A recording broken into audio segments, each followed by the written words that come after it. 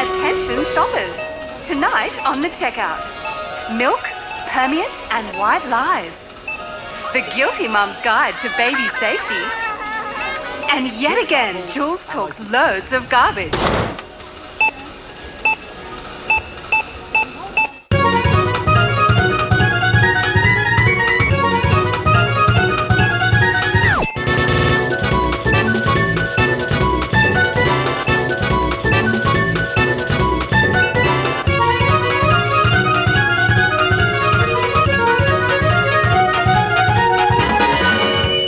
But first, Craig Rucastle to the box office. Ever try to get tickets for that thing you really wanted to see?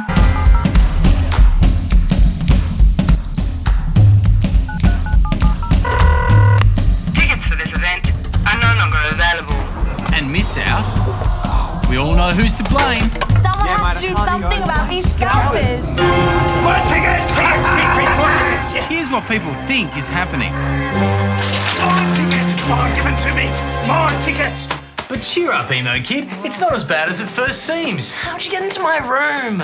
Don't worry about that. The point is, despite what you might read, scalping isn't really a big problem in Australia at all. But what about all those tickets on eBay? Yeah, don't get yourself just yet. eBay often takes the heat from fans and ticketing companies. The Big Day Out even tried to sue them in 2006. But even for massive events, the number of tickets on eBay isn't enough for people to miss out. The truth is, in Australia, scalping barely exists. Exactly, let's ban it. But that hasn't stopped some states from passing anti-scalping laws. In Victoria, it's illegal to make a profit reselling tickets for some major sporting events, like the Grand Final and Australian Open. Queensland's even stricter. It's illegal there to resell tickets for events at 9 stadiums if you make more than a 10% profit. Similar legislation is expected in New South Wales. And there are regular calls for federal anti-scalping laws too. But elsewhere in the world, anti-scalping laws are going in one direction. No, I mean the other direction. Like they're getting rid of anti-scalping laws. After finding they were almost impossible to enforce in the internet age and wasted police resources. Some research even suggests that anti-scalping laws led to higher ticket prices. See? We are the good guys. How did you get into my room? Don't worry about that. So if it's not the scalpers, who is doing the price gouging? The real scalpers are the big companies that dominate our ticketing industry. Remember when you got that ticket online from Ticketek? Yes. And the ticket price said $130. But then there was that service delivery fee. No matter whether you had your ticket sent to you, got it over the phone, picked it up at the box office, Or if you print it out yourself. Oh, come on. But that's just Ticketek. Ticketmaster wouldn't invent different charges for different modes of delivery. No, they come up with one flat, unreasonable fee across all modes of delivery, and that's per ticket. And there's also an up to 2.3% credit card surcharge. And there's no other way to pay online. Shut up! Hey, I haven't finished yet. They're just the fees we know about. There's also a hidden charge to the venue per ticket of between 2 and 15%. And that's not the only way they shaft you. Like if you get given gift vouchers for tickets, not only do you get all of those fees, but if you want to actually use those tickets, you have to turn up to their office in person, which is standard practice if it's like the 1950s or something. And the internet hasn't been invented yet. Into what? So given all of that, do we want new service providers? Yes! Well, good bloody luck with that, because Ticketek and Ticketmaster control 73% of the industry. It's a virtual duopoly, and it's more than that for big events. In 2011, Ticketek was fined $2.5 million for anti-competitive practices directed against the ticket discounter Lastix. For a big business like Ticketek that makes a $50 million profit, that's just an inconvenience fee. But if the scalpers aren't buying the tickets, who are they selling out to so quickly? Let's go back to that 40,000-seat concert that sold out in 2 minutes. That doesn't mean 40,000 tickets went on sale. The best tickets probably never went on sale to the general public. They're reserved for sponsors, people buying travel packages, and VIPs. Is he now seat? Sophie and Vanessa? No, this... Out now. Seriously? Yeah. Come on, buddy. I'm thinking this is shy. Oh, how embarrassing for him. What a joke. The industry is very secretive about how their tickets are allocated. But we do know at one Taylor Swift concert, only 1,600 of the 15,000 tickets were available to the general public. The rest went to fan clubs, American Express credit card holders, sponsors and others. And that could even be happening at good concerts. So a lot of the tickets never go near here in the first place. And the rest sell like this. Improvements in technology mean that between 15 and 20,000 people can be on the Ticketek site at the same time, buying between 1 and 3 tickets each. That means a 60,000 ticket event can sell out almost instantly. So what can I do? Well, if you do decide to buy on-sold tickets on eBay or Gumtree, just make sure they don't breach anti-scalping legislation. Be extra careful buying anything in Victoria or Queensland. Some big sporting events like the Australian Rugby and the Ashes have retrospectively cancelled resold tickets, so it's best to check with them first.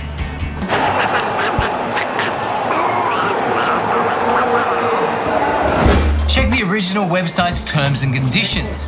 Check the seller's feedback. Pay via PayPal and send it via registered post. That way you're doubly protected if anything goes wrong. As if I'm gonna do that. That way everyone can be happy. Taylor!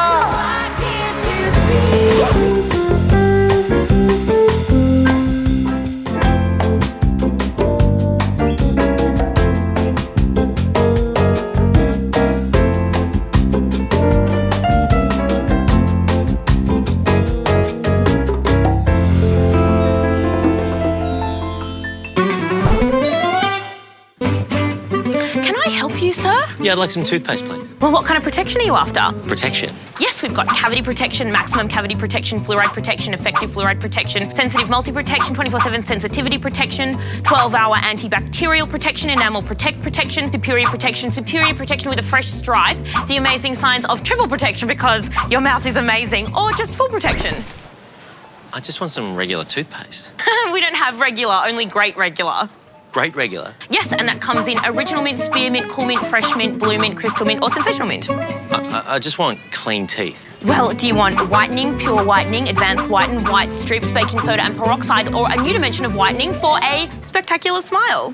Then there's Novamin, ProNamel, EnameLock, Microclean Crystal Pro-Argin, Triple Action, Deep Action, Multi-Action, 5-in-1 Action, Dissolvable Mini-Breath Strips, Microactive Foam, Microactive Foaming Bubbles, or Isoactive Foaming Gel. Isoactive? Yes, that comes in Fresh Impact or Ice Impact. You know, it's pretty much all gibberish. Hey, it's Dr. Mark Schifter, Associate Professor of Oral Medicine at the University of Sydney. The important thing is the fluoride. The rest is just marketing. So they're all the same? Pretty much all the same.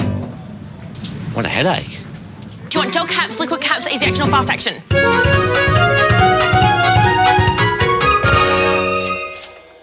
Remember this? Low fat, no fat, full cream, high calcium, high protein soy, light skim, omega-3, high calcium with vitamin D and folate or extra dollop.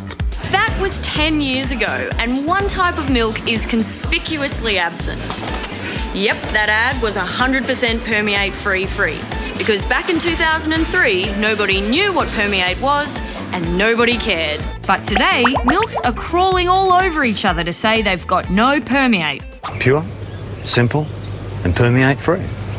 And that's the way milk should be. How did this happen?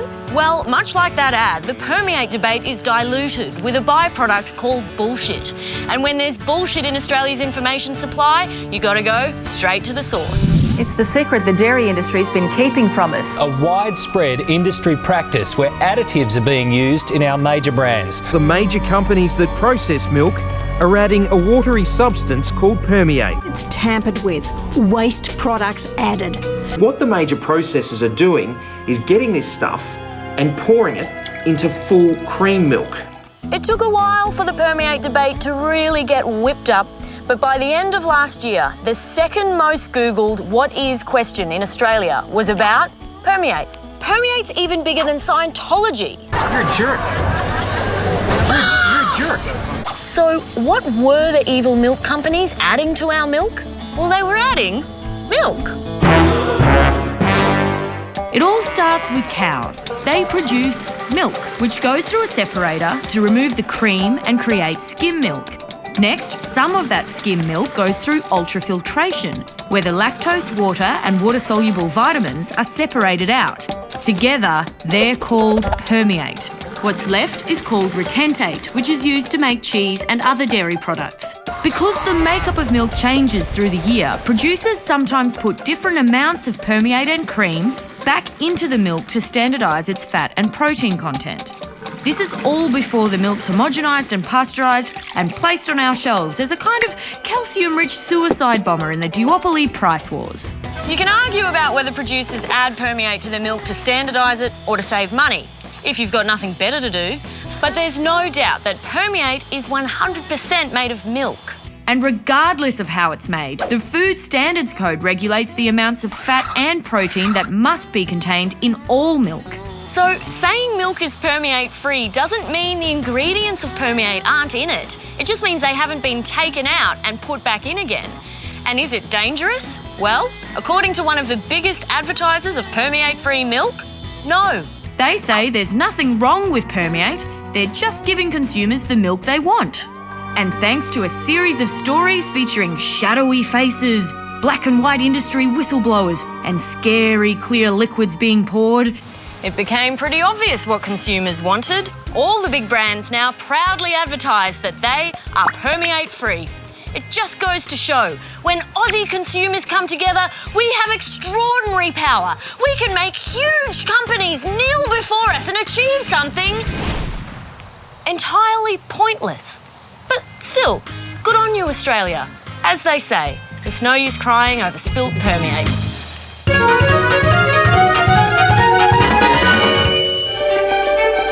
Here at Apple, our most ingenious and lucrative invention often gets overlooked. We call it the pentalobe screw. It's the screw that screws you.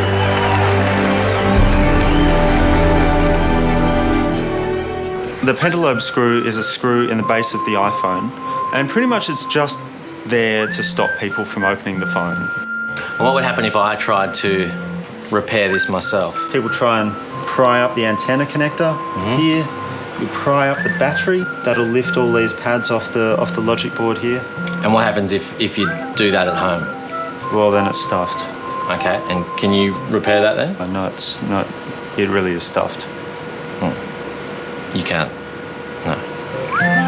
Why do you think products like this are difficult to repair? I think Apple doesn't want them repaired. I think that they make them difficult especially so that people will buy new ones. Why are our products so difficult to repair? We call it a business model, and it follows in a great tradition. It's called planned obsolescence. Planned obsolescence is the deliberate design of products to limit their lifespan. It all started in the 1930s when manufacturers joined forces to ensure light bulbs lasted no more than 1,000 hours. And by the 1950s, companies were realising they could do this with all kinds of things. Nylon stockings used to be strong enough to tow a car, but then the engineers were asked to weaken them so women would buy more pairs and men would buy more tow bars. Soon manufacturers were doing this with all kinds of things, putting cheap, flimsy plastic parts in washing machines and putting heat-sensitive parts in places where they'd get hot. The practice was never widespread, but it wasn't uncommon either. Instead of consumers repairing things, it became normal to replace them. And it's still happening today. Just imagine if everything worked like that. So what's the problem? My husband can't see. We recommend you get a new husband. Oh, it's okay. We have new models. Oh, great! I like the green one. Green one's very popular. Today, the products we buy encourage us to get rid of them. Indicator bristles on toothbrushes tell you to stop using them. Razors with indicator strips tell you to change blades, even though the strip doesn't know how blunt the razor is. Even pillows tell us that they want to be thrown out. Don't do it, pillow! No!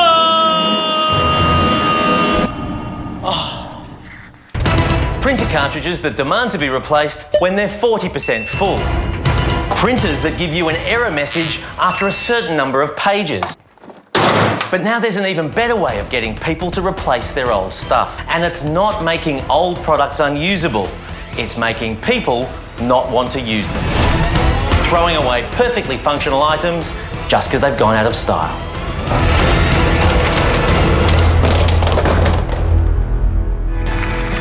In 2008, Australians threw away 16.8 million televisions and computers. Most of them still worked.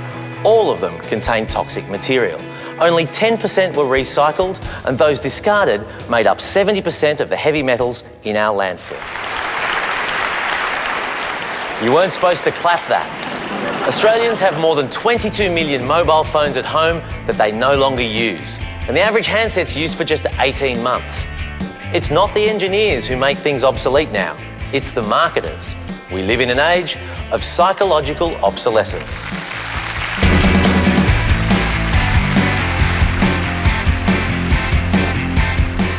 It's by no means the only one, but what's a good example of psychological obsolescence? We call it the iPad. Inside the first iPad is a mounting that seems specifically designed to hold a camera just like the one in MacBooks. But when the iPad came out with no camera, cynics speculated it seemed to be deliberately held back for the iPad 2. And no wonder that early adopters of the iPad 3 whined so much, it was superseded after just 7 months by the iPad 4. At this rate, we're building the most stylish, easy-to-use mountain of landfill ever. Which is why governments around the world are introducing product stewardship laws to make companies more responsible for their waste. And we've got product stewardship laws in Australia too. They came in 2011. It's designed to work voluntarily, but each year products that might possibly be regulated can be named by the Environment Minister. So how good are Australia's product stewardship rules? It is a defensible act. I really would like the decisions to be made on the level of environmental impact. But it's not just up to industry.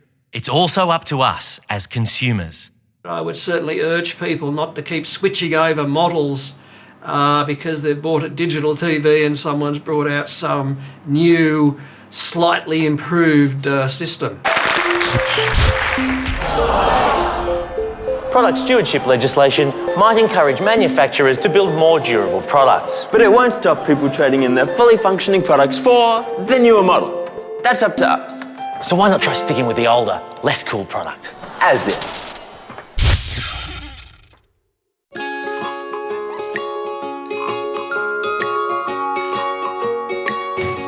As a guilty mum, I want my child to be safe. Very safe.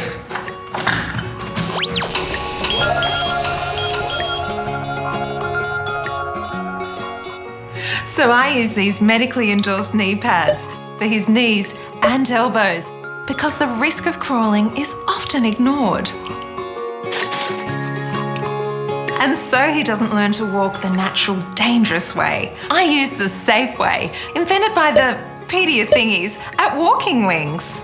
That's it, darling. Mummy's got you. And if he ever walks without wings, I'll only let him do it with ThudGuard. Because a world of hard surfaces can turn a special moment into a heart-rendering incident in a flash. You simply can't be too thick in the head. And I'd much rather face Mother's Group with him looking like he's had brain surgery than the wrong kind of baby bump.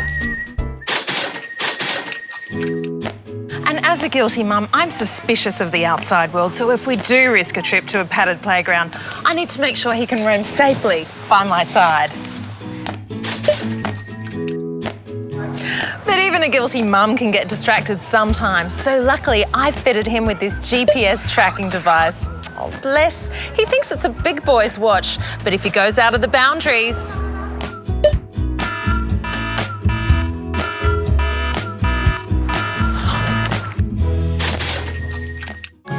Off you go, darling. And now he's safe, I can sit back and watch him interact with the other children like normal. See, it works.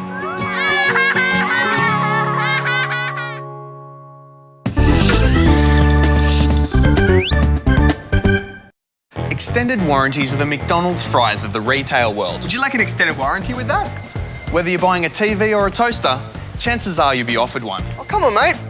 A choice survey found 65% of people offered an extended warranty bought one, and a third of them felt pressured into it. And, much like those upsold McDonald's fries, extended warranties can be bad for you.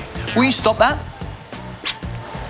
The story's simple. You buy a TV for $2,000, which comes with a 12-month manufacturer's warranty, and you're offered an extended warranty for 3 years for $200. At first, it seems like a good deal for such an expensive item, especially when the salesperson is so persuasive and there's a queue behind you. But when you try to use your extended warranty, you're told about complex terms and conditions that prevent many standard repairs, and you realise it was a waste of money. Consumers are already protected by the Australian consumer law for as long as the product can be reasonably expected to last, which for a TV should be at least 2 years, meaning many warranties are paying for a right that's already available for free. But only 13% of consumers are aware of their rights, so they are easily taken advantage of, leading to calls for extra protections.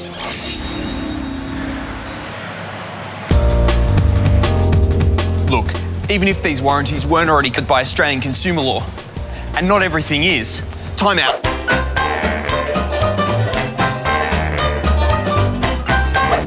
Most consumer electronic goods have what's called a bathtub curve of failure. Now, this doesn't mean they'll fail if you put them in the bathtub, although they will. It means most of these products will either fail early, when they're still covered by the manufacturer's warranty, or they'll fail late, when your extended warranty has already run out. The bathtub curve shows why retailers love extended warranties so much. They cover the product in the period when it's least likely to fail.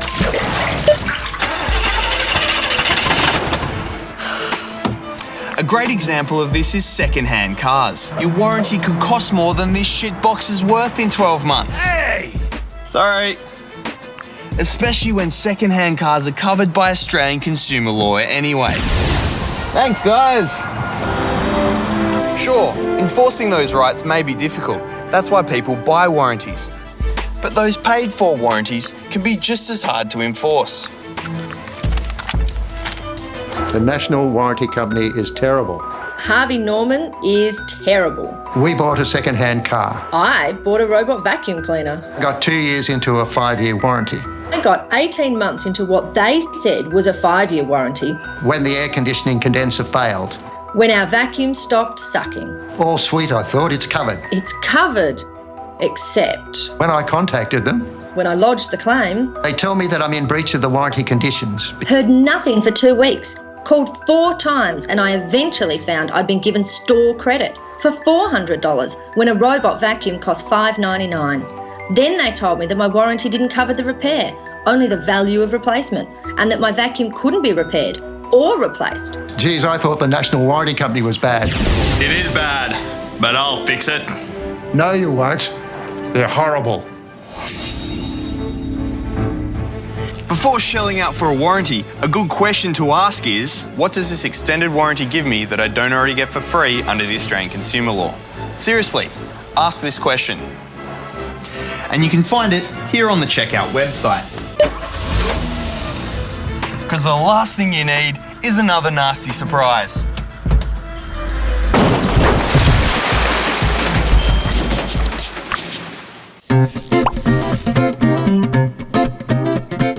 I'm Professor Alan Fells, and if I could say one thing, if you go overseas, even to New Zealand, with your smartphone, your mobile phone, your iPad, be very careful to avoid bill shock.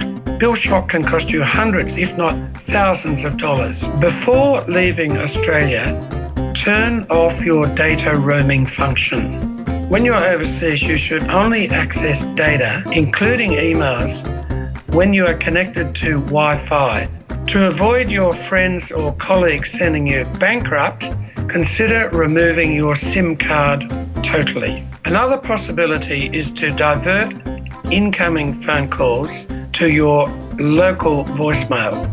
But that has some problems unless done properly. Best of all, call your telco before you go and get instructions on how to avoid bill shock. time for F YouTube, the segment that lets consumers complain in their own special way. Finally, not happy. I don't really know who to F. I rang Telstra straight away. I just think it's a bit of a scam. Thanks, Frogface, but I think you mean scam. Now to a tale of two consumer complaints. First, Max, I'm from Adelaide. Who had a fairly understandable complaint. I opened it up and,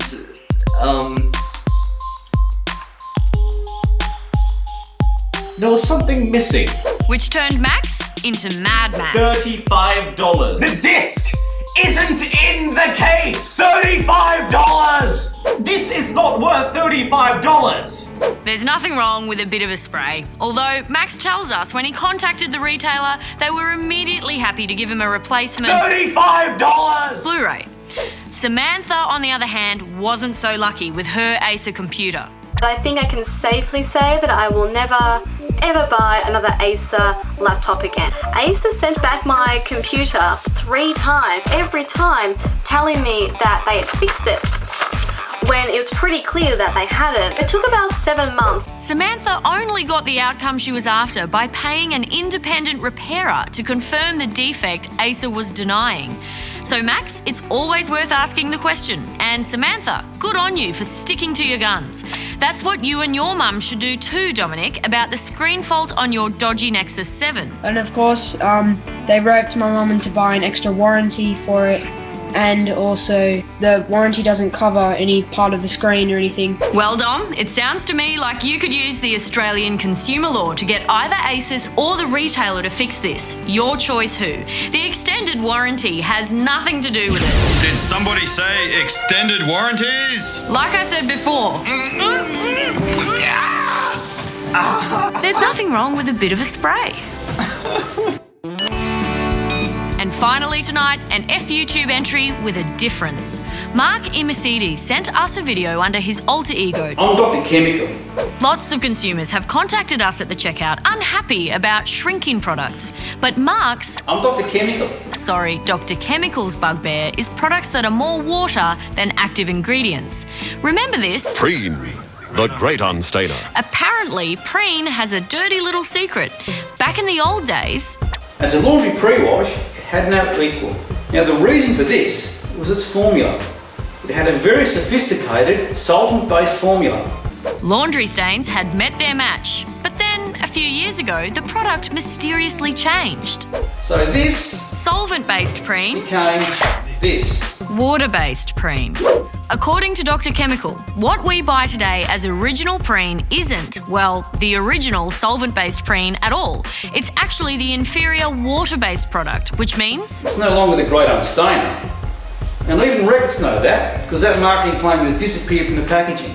And secondly... I wouldn't pay $4 or $5 for a product that is basically just water.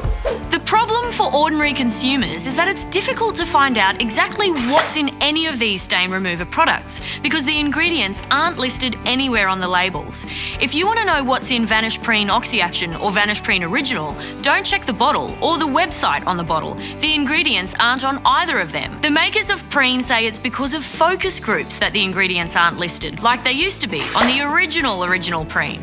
But if you're in the group that wants to focus on what you're paying for, that info can be found at this website. And there you'll see that the first ingredient of both today's Preen pre-wash trigger sprays is water.